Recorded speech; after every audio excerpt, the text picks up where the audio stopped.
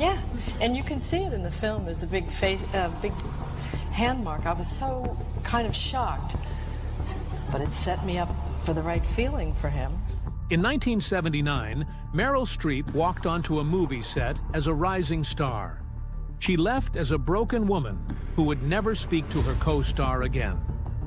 During filming, something happened that she kept secret for 40 years. It wasn't just method acting gone wrong, it was something much darker.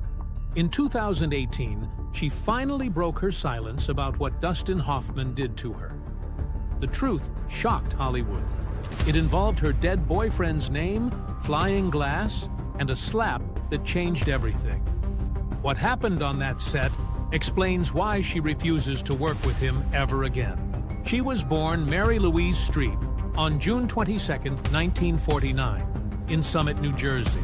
Her mother, Mary Wilkinson Streep, was a commercial artist who worked for a local paper, always sketching and bringing that creative spark into their home.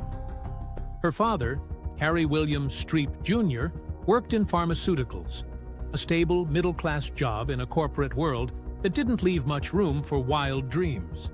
He made up the nickname Meryl himself, just something playful, a blend of her names. She was named after her mother, her grandmother, and a close friend of the family named Louise Buckman. That quiet mix of tradition and imagination sat in their house in Basking Ridge, where Meryl grew up with 2 younger brothers and plenty of freedom to imagine. Her younger brothers, Harry William Streep III and Dana David Streep, were born in 1953 and would both become actors too. Dana married Mary Beth Simon in 1977, tying the Streep family to U.S. political history through her father, Treasury Secretary William Simon. It was a household full of art and odd turns, where their mother cheered on anything creative and their father quietly supported whatever path they took. It wasn't loud encouragement. It was just understood that if you were good at something, you followed it. At 12, Meryl started traveling from New Jersey to New York City for opera lessons with Estelle Liebling, one of the most respected voice teachers of the 20th century. Liebling had taught 78 Met Opera stars and toured with John Philip Sousa in the early 1900s. Meryl had a strong coloratura voice and learned to breathe from her back and open her chest in 3 dimensions. But she didn't love opera. She loved boys, cheerleading, and the way school felt alive. Singing in languages she didn't understand just made her feel hollow. After 4 years of lessons, she quit. She later said she learned something important then: never pretend to feel something. Only do what you can feel through. She was quiet, almost shy, and compared herself to her mother, who could light up a room like Dame Judi Dench. Still, she could turn it on when she had to. She could switch from silent to magnetic in a second. At Cedar Hill Elementary and Oak Street School, she tried acting. In one school play, she played Louise Heller in The Family Upstairs. She went to Mass with her Catholic friends, even though she was raised Presbyterian, learning early how to fit into different spaces. Her mother kept telling her she could do anything. If she tried, she'd succeed. If she was lazy, she wouldn't. That voice stayed in her head forever. In home movies, she was already practicing. At 8 years old, she won a costume contest at Camp Olcott by dressing as a little old lady and acting the part better than any other kid. At home, she did impressions and silly voices to make her brothers laugh, mimicking accents and facial expressions without knowing that this was rehearsal for the life ahead. She was awkward, frizzy hair, glasses, too tall, unsure of herself. But that didn't matter. She was already learning how to disappear into someone else. By 1966, her senior year at Bernards High School, she had changed. Her family had moved to Bernardsville in 1963, and by the time she was 17, she was a varsity cheerleader and had just been crowned homecoming queen. The local paper described her as a pretty blonde honor student with blue eyes. She acted in musicals too, Marion the Librarian in The Music Man, and Daisy May in Lil Abner. But she was still living a double life. One part of her loved the spotlight. The other smoked cigarettes behind the school and tried to fit in with her friends. She damaged her singing voice during those years, but she didn't mind. Opera was gone. Something better was coming. She entered Vassar College in 1967. At first, she thought she'd study law, but one professor told her she was too pretty to be taken seriously in theater. That strange insult made her dig in. She switched majors and never looked back. In 4 years, she performed in 40 plays. In one role, she learned to shape her voice into 27 different tones. She would sit in diners, record conversations, and then mimic the voices in her dorm room until she had them down cold. By 1971, she could deliver a single monologue in 6 regional accents, one after the other. Her professors said she might be the best actress of her generation. No one believed it yet, but they were right. That same year, she got into Yale Drama School. Only 16 students were accepted. She performed in 40 plays during her 2 years there, surviving on 4 hours of sleep a night, smoking Marlboros backstage, and losing 15 pounds from stress. In 1973, she played a male soldier in Henry V so convincingly that no one realized she was a woman until the final curtain. Sigourney Weaver, her classmate, said Meryl scared her. She never broke character. During finals, she was in 3 plays at once, changing costumes in bathroom stalls between venues. By the time she graduated, she'd memorized more than 10,000 lines of classical text. In 1975, she finally stepped onto the Broadway stage. Her first role paid $150 a week, barely enough to afford her $200 apartment in Hell's Kitchen. She was luminous, the critics said, but it was her next part that left people breathless. In 1976, she played a sexually abused Southern woman in 27 Wagons Full of Cotton. Tennessee Williams came to see it 3 times and told her she understood the South better than any Yankee ever had.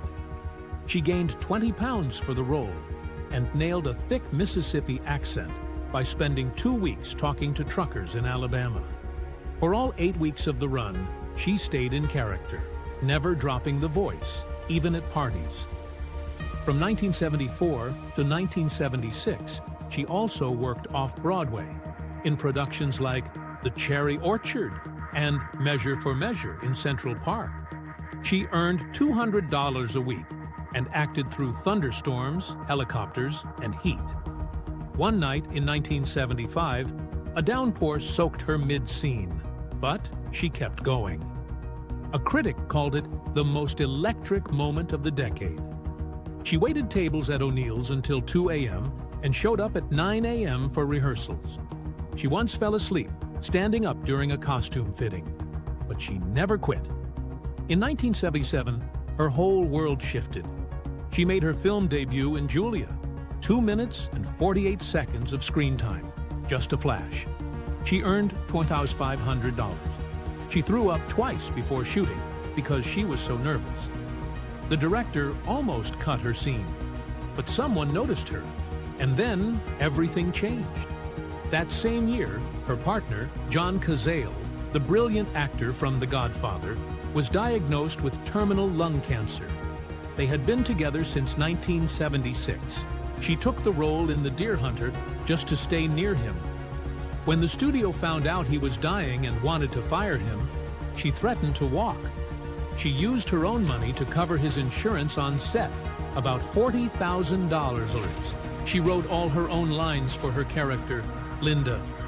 She stayed with him through the 6-month shoot, and when he died on March 12, 1978, weighing just 98 pounds, she read a sonnet at his funeral and then went silent for 3 days.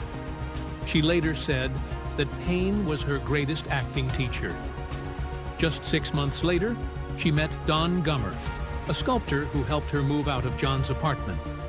They married that same year and eventually had 4 children. In Holocaust, she played a lead role to help pay for John's medical bills. The miniseries aired in April 1978 and was watched by 109 million Americans. When it aired in West Germany in 1979, 20 million people tuned in. The reaction was so powerful that the country canceled the statute of limitations on Nazi war crime. Streep won an Emmy. Her grief had turned into something much bigger than herself. Then came Manhattan. Then The Seduction of Joe Tynan. Then Kramer versus Kramer, all in 1979. 3 films, 3 characters, 3 completely different voices. She played a bisexual ex-wife, a driven labor lawyer, and a heartbroken mother in a custody battle. She won her first Oscar. Critics called her a chameleon. No one had ever done what she did that year. She didn't just act, she disappeared. She showed what acting could really be, not pretending, but becoming. And the girl with frizzy hair, glasses, and a shaky singing voice had quietly become the greatest actress of her generation. He was born on August 8, 1937, in Los Angeles. But even before he opened his eyes, the past had already marked him. Dustin Hoffman came from a family trying to stitch itself together after fleeing something too dark to name. His grandparents had escaped pogroms in Romania and Ukraine, arriving at Ellis Island with trauma packed tighter than their luggage. His mother, Lillian, gave up her dream of jazz piano, and his father, Harlan, earned $45 a week selling furniture at Columbia Pictures. They moved 7 times before Dustin turned 12. Each move tightened the belt. Food ran low. Shame ran high. At 14, Dustin stuffed stolen bread into his coat because no one else was going to. He didn't fit in. Pasadena in the 1940s didn't make room for kids with Jewish surnames and big noses. Classmates called him Dusty and mocked the way he looked. He stood 5'6" and hunched under the weight of being different. But the hurt turned sharp, then sharper, until it became a tool he'd carry into every role he ever played. At 19, after 2 years pretending to study music at Santa Monica City College, he dropped out.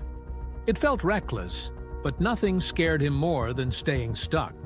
His parents had spent $600 they barely had on tuition. He paid them back by pumping gas at $1.25 an hour and watching over patients in a mental hospital for $48 a week. He saved $300. It was all he had. In 1958, he took a Greyhound to New York. No plan, no place. Just a suitcase and a broken idea that maybe he could act. He slept on benches in subway stations and paid 50 cents to shower at the YMCA. He made $42 a week plus tips waiting tables at Howard Johnson's in Times Square and handed $15 of it to Lee Strasberg's Actors Studio every month. Strasberg demanded emotional blood. One day, Hoffman broke down in class, sobbing about his grandmother's death. 45 minutes, he cried, and when it ended, something new started. He wasn't just pretending anymore. He was digging from the wound. His first off-Broadway role paid $35 a week and folded after 23 nights. One critic called him painfully amateurish. The second play paid $50 a week. In 1965, he split a $75 rent with Gene Hackman and Robert Duvall in a crumbling apartment. 3 actors, 1 hot plate. They ate canned beans and chased 200 auditions that year. Hoffman was told over and over that he was too short, too weird, too ethnic. In December, he made $5 a day showing wind-up monkeys to kids at Macy's. He added it all up, $860 from acting that year. Then something shifted. In 1966, he landed a Broadway role in Journey of the Fifth Horse. It paid $175 a week and earned him glowing reviews. But when the production closed after only 95 shows, he panicked. The awards meant nothing if you couldn't buy diapers. He even filled out a job application to sell insurance for $9,500 a year. That same year, he got cast in a single TV episode for the Star Wagon.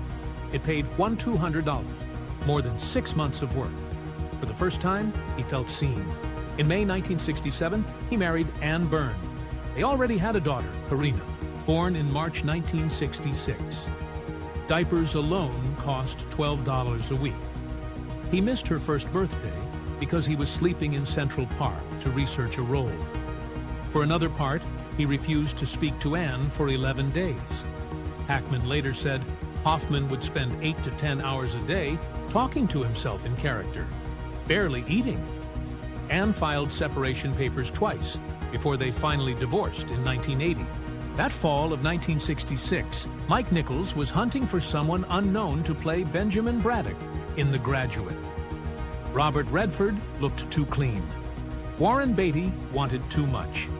Producer Lawrence Terman saw Hoffman on stage and brought him in. He was 29, auditioning to play 21. He showed up sweating, 20 minutes late, knocked over a water glass, and stumbled through the lines. But it worked. He felt like Benjamin. Nichols saw it too. 2 months later, after 3 callbacks and 5 different screen tests, they offered him $17,000. It was more than everything he had made in his entire life. They began filming in June 1967. When The Graduate hit screens, it exploded. It pulled in $104.4 million at the box office and became the biggest film of the year. But Hoffman only walked away with $4,000 after taxes. He had to file for unemployment while his name lit up marquees across the country. He was so nervous during filming that he barely slept. He told himself over and over he didn't belong. When Gene Hackman got fired from the movie after just 3 weeks, Hoffman was convinced he was next, but it worked. It all worked. Hoffman got his first Oscar nomination and became the accidental face of a generation that didn't trust anyone over 30. Then came Midnight Cowboy. Hoffman played Ratso Rizzo, a dying hustler with a limp. The famous line, "I'm walking here," wasn't in the script. It happened because a real cab almost hit them. Hoffman slapped the hood and screamed, all while staying in character. Director John Schlesinger had hidden the camera in a van and had no idea what had just happened. They shot it 2 more times, just to keep the chaos alive. Hoffman kept pebbles in his shoe every day to make the limp real. In Little Big Man, he aged from 17 to 121. The makeup took 5 hours a day. Dick Smith studied photos for every wrinkle. Hoffman wrecked his voice sitting in cars for hours, trying to sound ancient. During one monologue about Custer, the camera rolled take after take until Hoffman's body nearly gave out.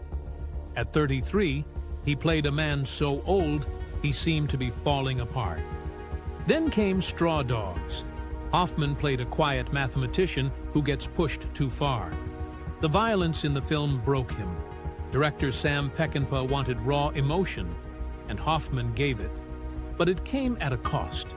He argued hard to recast the lead actress, worried the story was veering into exploitation. He was a pacifist, forced to act out a man's descent into rage. The home invasion, the rape scenes, it all felt too real. But it stuck. The film stirred outrage and earned awards. By 1974, he transformed again, this time into Lenny Bruce. He dropped 15 pounds, lived like a ghost. There's a 10-minute scene where he wears only a raincoat and 1 sock, rambling, broken, wired on drugs. 1 take. Critics called it one of the greatest scenes ever filmed. Every line about censorship and death rang too loud to ignore. Hoffman got his 3rd Oscar nomination. Director Bob Fosse shot it all in black and white. It looked like death. Then came All the President's Men. Hoffman and Redford digging into Watergate. He chain-smoked through scenes, bathed in ugly fluorescent lights to match the mood of paranoia and exhaustion. The typewriters clacked non-stop. Extras whispered in the background. Redford and Hoffman sat facing each other at odd angles, a subtle way to show how much they clashed before they learned to work together. The film won awards. It got archived for being culturally and historically important. But Hoffman didn't care about labels. He was chasing something deeper. For Marathon Man, he lost 15 more pounds, ran half a mile before each take to look out of breath. Let them hold him underwater during torture scenes until he gasped for oxygen. When Laurence Olivier found out Hoffman stayed awake for 72 hours just to look tired, he shook his head and said, "Try acting, dear boy. It's much easier." In Straight Time, he played an ex-convict so convincingly it scared his own cast. The source material came from Edward Bunker, a real ex-con who spent time in San Quentin. They worked together closely. Hoffman lived as if he were on parole for 6 months, watching the way men like that moved, talked, flinched. He even helped direct parts of the film, brushing aside the actual director's authority. Co-star Harry Dean Stanton admitted one improvised robbery scene left him shaken. Then came Agatha, the film about Agatha Christie's missing days. Hoffman played a journalist and turned the set upside down. He demanded rewrite after rewrite, stalling the shoot for weeks. Vanessa Redgrave lost patience. Scenes changed, characters shrank. The original writer, Kathleen Teenan, felt heartbroken. The film came out in 1979 after over a year of chaos. It only got one Oscar nomination for costumes. That same year, Hoffman married again. Lisa Gottzigen. They had 4 children. Jacob was born in March 1981, but nearly didn't make it. His lungs were underdeveloped. Hoffman sat in the hospital, scared out of his mind. They stayed together through it all. Lisa brought calm, but Hoffman's acting style kept shaking the ground under their feet. On the set of Tootsie, director Sidney Pollack said he'd give up his Oscar just to get back the 9 months of torment Hoffman caused him. Terry Garr called him controlling. He couldn't turn it off. He lived inside every role. By 1979, he was 42 and had pulled in $50 million at the box office from the past decade. He'd built a mountain from scratch.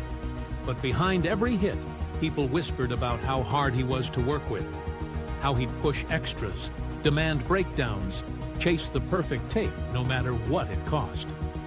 In 1978, the cameras rolled in New York City as Kramer vs. Kramer began production with an $8 million budget and a script adapted from Avery Corman's 1977 novel. At first, Dustin Hoffman wanted nothing to do with it. He was in the middle of his own painful divorce and had almost sworn off film altogether, thinking of going back to the stage. James Caan said no. Al Pacino said no. Jon Voight turned it down too. Only while filming Agatha in London did Hoffman finally agree to take the role, meeting with the director Robert Benton in a hotel room. Once in, he went all in. He demanded real New York apartments instead of film sets, and added so many rewrites and personal moments from his own life that Benton offered him co-writing credit, which Hoffman turned down. His scenes with the boy, Justin Henry, didn't follow any script. The child was just 7 years old and had never acted before. He was cast after a neighbor who happened to be a casting director spotted him. Hoffman trained him personally. That now famous scene where little Billy refuses to eat his ice cream? Completely improvised. Meryl Streep wasn't even supposed to play Joanna.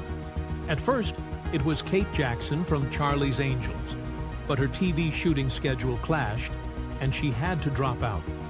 Streep had originally been cast for just 2 short scenes as a one-night stand. Then everything changed.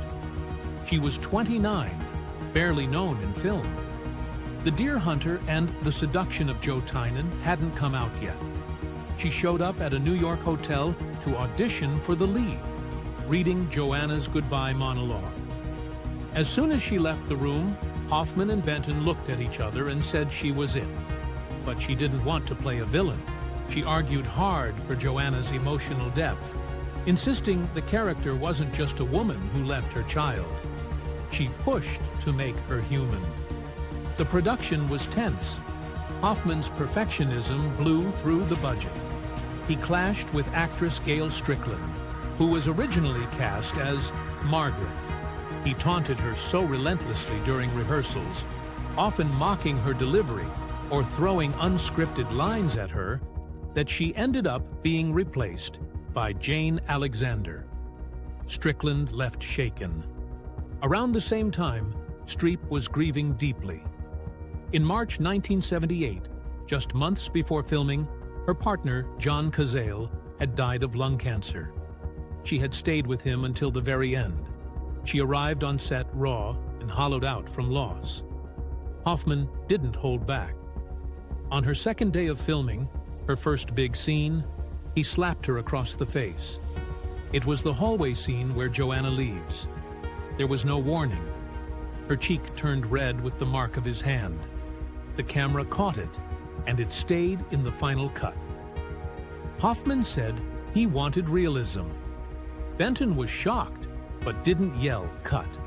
Streep was furious.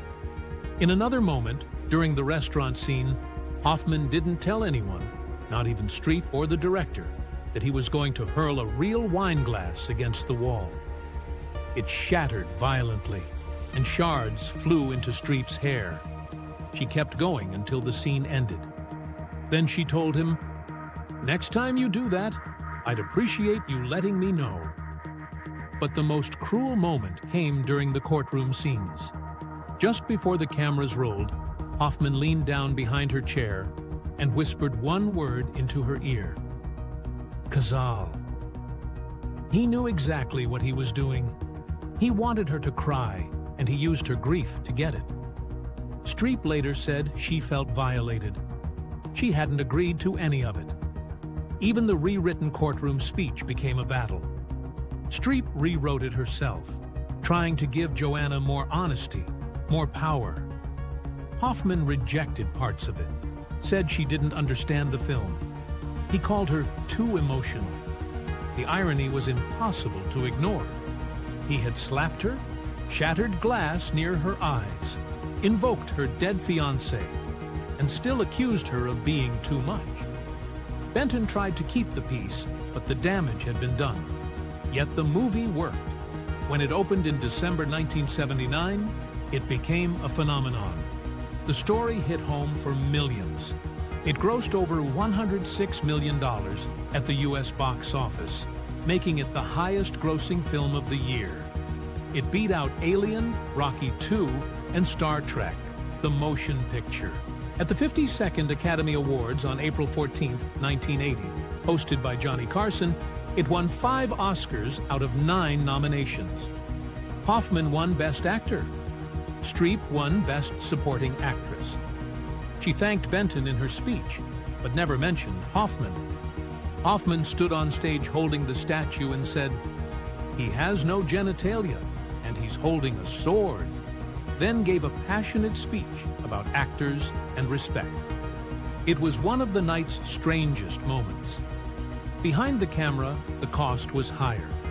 Streep had been harassed, slapped, insulted, and emotionally manipulated. She kept quiet. For decades, she never spoke publicly about what happened on that set. She stayed professional. She moved forward. And she rose faster than anyone expected. In 1983, she won her second Oscar for Sophie's Choice. Her career exploded. Over time, she earned 21 Academy Award nominations, more than any actor in history. She won again in 2011 for The Iron Lady, films like The Devil Wears Prada, Doubt, The Post, and August. Osage County brought her nominations again and again. She never faded. She never vanished. She picked complex, difficult roles and made them hers. She proved she didn't need method violence or male permission to create brilliance. Then came 2017, The silence began to break.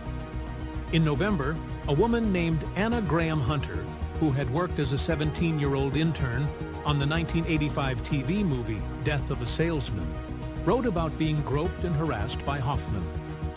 He had asked her vile questions, made cruel jokes about sex, and humiliated her in front of crew members.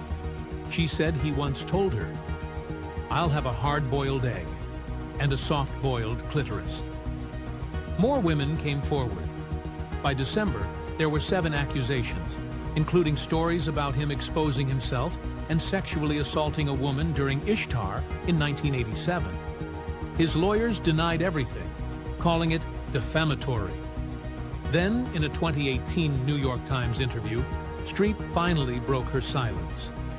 Nearly 40 years after the slap, she said softly, "It was my first movie. It was my first take. And he just slapped me. It was overstepping." The moment wasn't just about a slap. It was about a whole era where women were supposed to stay quiet and keep performing, no matter how they were treated. But Meryl Streep didn't just survive Kramer versus Kramer. She turned it into a launchpad. She built a legacy on her own terms, and no slap, no wine glass, no whispered name could ever take that away.